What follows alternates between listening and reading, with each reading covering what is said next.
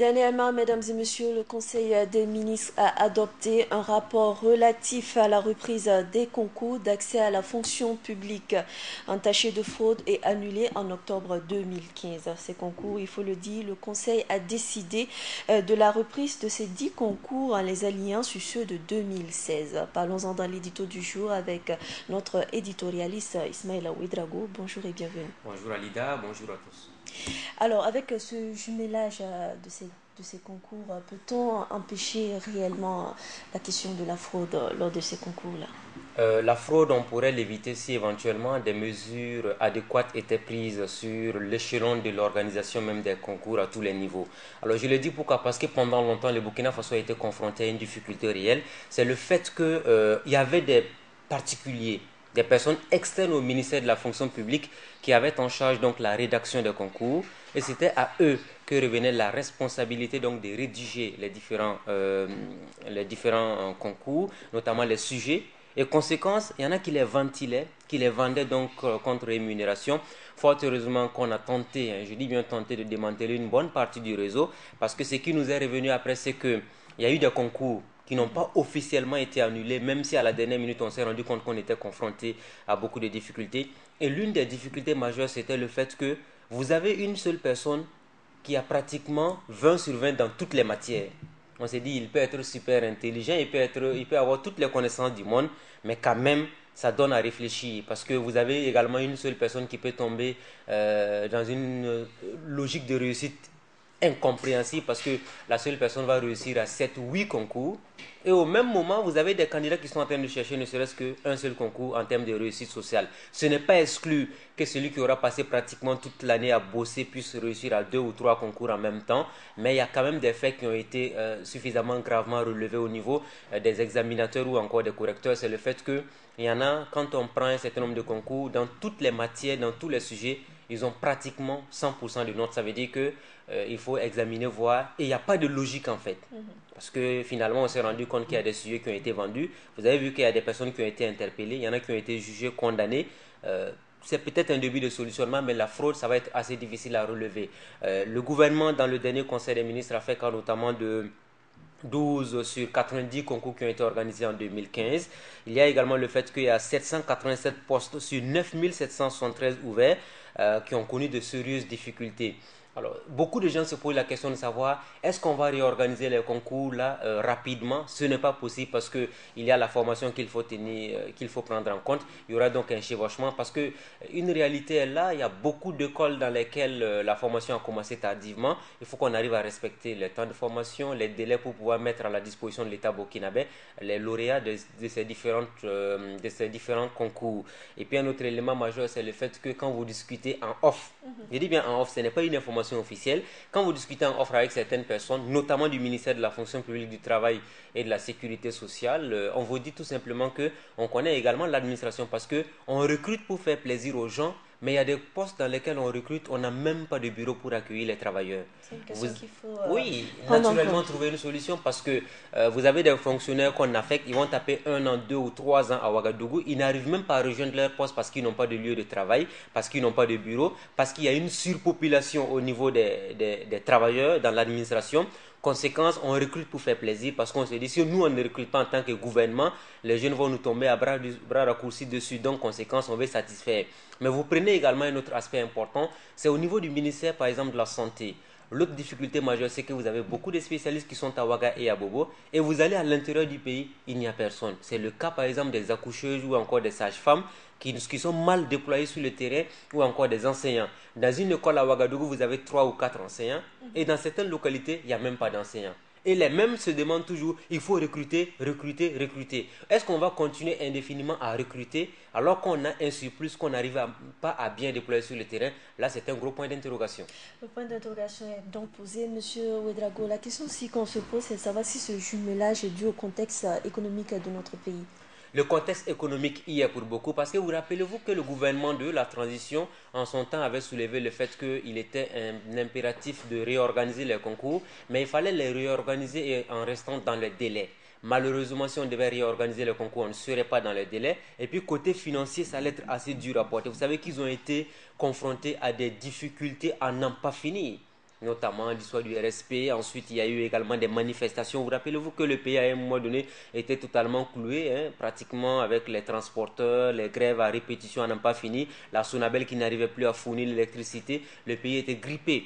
Après ça, il a fallu organiser le concours. Après le concours, il y a eu la fraude. Après la fraude, il a fallu organiser les élections. Des élections qui ont créé toutes sortes de polémiques parce qu'en son temps, les syndicats réclamaient de l'argent et le gouvernement de la transition a pu débloquer dans la foulée 1,3 milliard pour les partis politiques. Là également, ça avait créé beaucoup de polémiques. Financièrement, c'était assez lourd à porter. Et le nouveau gouvernement a trouvé bon de faire en sorte que on puisse peut-être augmenter un tant soit peu les postes de recrutement, le nombre de recrutements dans ces différents concours-là. Et puis bon, on va cumuler les concours de 2015, notamment annulés à ceux de 2016, afin d'avoir un effectif plus élargi. On espère que moi, personnellement, si j'avais une recommandation forte à formuler à travers naturellement les antennes de la télévision leader Burkina Info, c'est de dire tout simplement qu'il faut recruter plus dans le domaine de la sécurité. Parce que notre défi majeur, c'est la sécurité aujourd'hui. On n'a pas assez de policiers et de gendarmes pour mettre fin éventuellement à des actions de l'association Korloego, que nous combattons naturellement ensemble parce que nous ne voulons pas de milices privées dans notre pays, ou encore recruter plus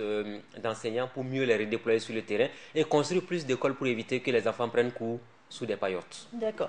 Alors, le gouvernement a également dit qu'en conséquence donc, de cette reprise des concours, les postes prévus en 2015 seront conservés et pourvus en supplément de ceux de 2016. Ici, M. Redago, la qualité de nos concours de la fonction publique ne serait-elle pas remise en cause, vu le nombre En fait, de ces Alida, candidats? c'est ce que je dis. En fait, le gouvernement a fait une annonce qui, moi, me laisse un peu perplexe. On va prendre le nombre de concours qui étaient censés être enregistrés pour 2015, ajouter un supplément. Pour les accueillir dans quelle école de formation? Est-ce qu'il va falloir construire rapidement avant cette période-là donc des écoles de formation? Parce que déjà, on a des écoles de formation qui n'arrivent même pas à absorber toutes les personnes qui sont recrutées au cours de l'année. Si aujourd'hui vous allez doubler le nombre de personnes à recruter par centre de formation, ça veut dire qu'il faut trouver des salles pour les accueillir aussi. Ça, c'est les infrastructures. Non, on n'a pas assez d'infrastructures. Regardez par exemple les universités publiques aujourd'hui. C'est un sérieux problème. Donc du coup, le gouvernement a fait une annonce qui, moi je l'espère, va nécessiter sans doute d'autres réorganisations au niveau notamment des infrastructures. Mais au-delà des infrastructures, est-ce qu'on aura assez de professeurs pour les former? Il y a également les stages à mener. Il y a également... La qualité même du concours. Donc, c'est tout un ensemble de choses. Est-ce qu'il faut recruter pour recruter? Pour moi, il faut avoir une certaine dynamique, c'est d'impulser le développement à travers le secteur privé.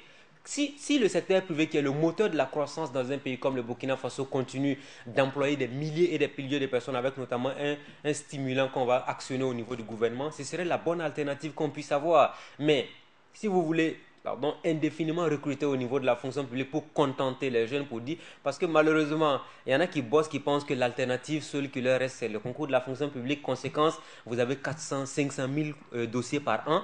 Et tenez-vous bien, Alida Tapsoba, par concours de la fonction publique, j'avais fait le calcul, le ratio est de 50 candidats pour un concours.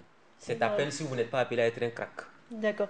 Alors, mesdames et messieurs, sachez que dans l'édito du jour, nous allons également aborder un autre sujet. Il s'agit bien évidemment de la dernière sortie médiatique des militaires et policiers radiés de 2011. Alors, monsieur Ouedraogo, ils demandent en ce qu'on les attende une fois de plus. Alors, ils ont même dit, nous allons suspendre la lutte parce que personne ne nous écoute. Je pense que c'est ce qu'ils ont dit.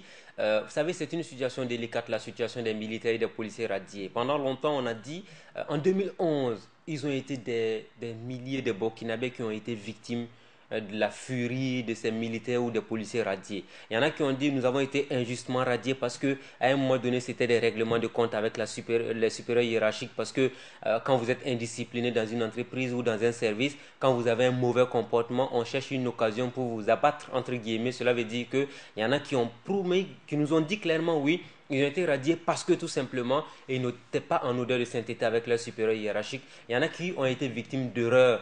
En son temps, on se rappelle aussi que ça a été une histoire de politique de deux poids deux mesures parce que vous rappelez que au moment où les militaires radiés avaient été totalement enlevés des effectifs des forces armées nationales, il y a des jeunes militaires de l'ex-régiment de sécurité présidentielle qui avaient fait un communiqué officiel qui du reste avait été publié sur les antennes de la RTB en son temps où ils disaient qu'ils reconnaissent avoir été en mutinerie et maintenant pour réclamer quand même qu'on respecte les indemnités qui leur devaient être versées. Et conséquence, Ils ont demandé pardon, mais ils n'ont pas été radiés au même titre que tout le monde. Ça veut dire que c'est cette politique de deux poids, deux mesures qui posait nettement problème. Moi, je pense qu'aujourd'hui, au lieu qu'on ait des associations, des personnes qui n'ont pas été bien formées, on va dire encore que j'ai une dent féroce contre ces associations Koglo et Ogo, ça n'a absolument rien à voir. Intégrer ces militaires pour assurer la En fait, sécurité. on peut avoir des discussions sérieuses et individuelles avec toutes les personnes qui ont été radiées, des engagements fermes, et on peut les reprendre pour les redéployer dans le cadre de la lutte contre le grand banditisme. Je pense qu'on ne perd absolument rien du tout. Ils ont été formés aux frais du contribuable burkinabé. C'est l'État burkinabé qui les a recrutés. Ils se sont trompés. Ils font leur mea culpa. Je pense que le mea culpa, ça marche dans ce pays. Hein. Rappelez-vous de l'article 37 avec le président Roch-Marc Christian Kabore. La journée du pardon a quand même été Oui, non, mais en fait, on a supprimé ça. Mais je vais dire, rappelez-vous de l'article 37 avec le président Roch-Marc Christian Kabore. Quand il est sorti de la démission du CDP en son temps, je me rappelle que je lui avais posé la question de savoir, c'est pas lui qui avait défendu mordicus l'article 37, il avait dit, je reconnais m'être trompé, j'ai fait mon mea culpa. Si son mea culpa est passé auprès du peuple, je pense que le mea culpa des militaires radiés aussi peut éventuellement être entendu.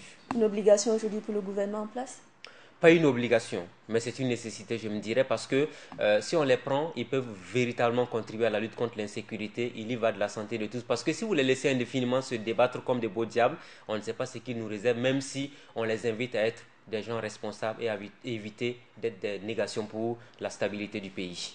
Merci d'être passé sur ce plateau, monsieur Ismaël Ouedraogo. C'est donc fini pour l'édito du jour avec Ismaël Ouedraogo, essentiellement donc axé sur le deuxième rapport relatif à la reprise des concours d'accès à la fonction publique entachée de fraude et annulé en octobre 2015, qui, selon le Conseil du gouvernement, sera aligné avec ceux de 2016. Nous avons également abordé la dernière sortie médiatique des policiers et militaires radiés de 2011. C'est donc fini pour l'édito.